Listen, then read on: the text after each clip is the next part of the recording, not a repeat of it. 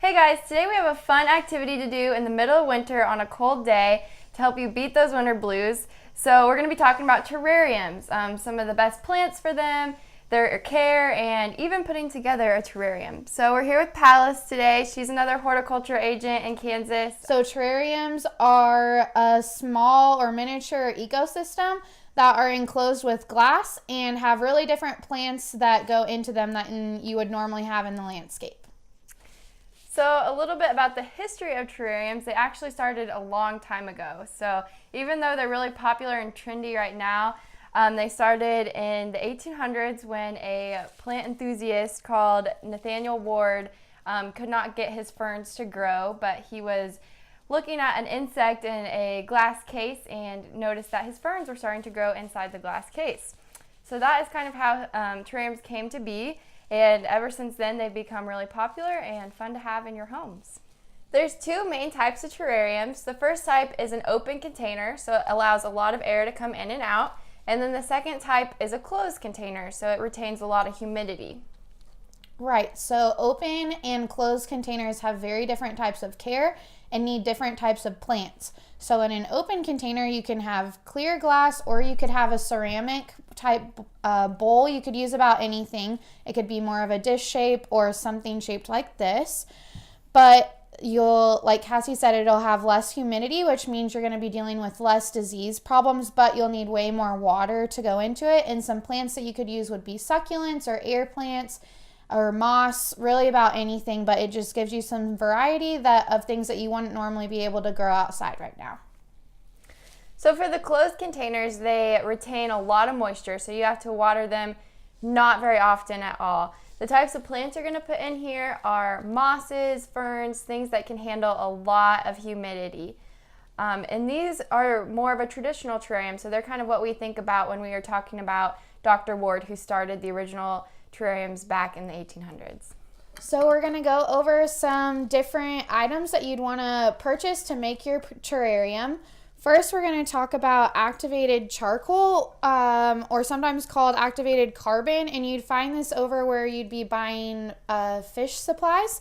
And this is just something good to put at the bottom of your terrarium to help eliminate odors and toxic elements that your plants could get off within a closed environment. So some plants that you could use are different types of succulents, or these are a couple different types of air plants that can grow in your terrarium. And then one thing to really note is when you're picking out growing media, you want to make sure you're not using garden soil. You want to pick something that is labeled for cactus or succulents. It's just really nice, light and fluffy, and will help water move through the terrarium really quickly. And then the easiest way to water a terrarium is with a spray bottle or a dropper. So terrariums are really fun to create over the winter because you can really be creative and make them your own. These are some accents you can add to your terrariums. You can even buy kits in the store which come with a lot of the things you'll need. This kit came with the plants, the bowl, decorative items, everything that you would need to create it.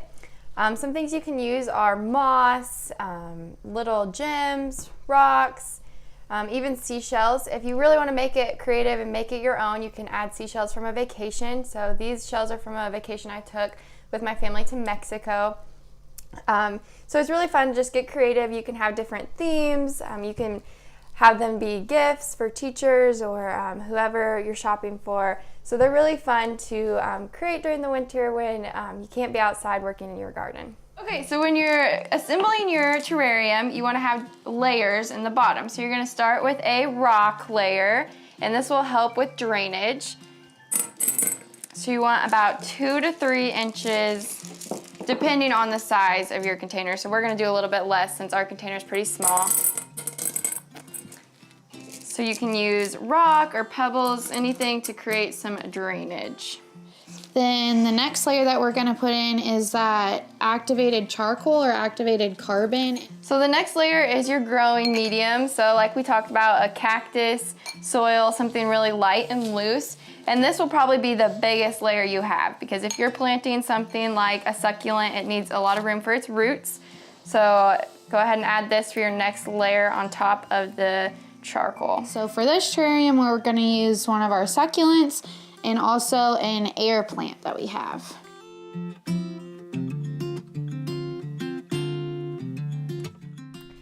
So now we're going to add some purple gems just for a little personal touch, and go K-State.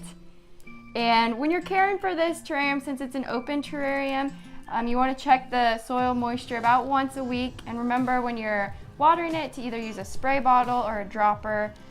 They're very susceptible to root rot, so don't overwater. It's better to underwater than overwater. So now that you have a really pretty terrarium, you want to check the soil moisture about once a week for the care. You don't want it to get too wet inside because there's no drainage holes in the bottom, so make sure you're keeping it pretty dry. If you're watering it, water with a mister or a dropper so you're not dumping in too much water at once. One other thing that you want to take into consideration is the type of light that your terrarium is getting. You want to make sure it's getting direct light from a window or something like that, but don't set it right next to the window or right next to a heater because you can burn up, especially these little air plants. They're very sensitive, so be careful in where you're choosing to place your terrarium.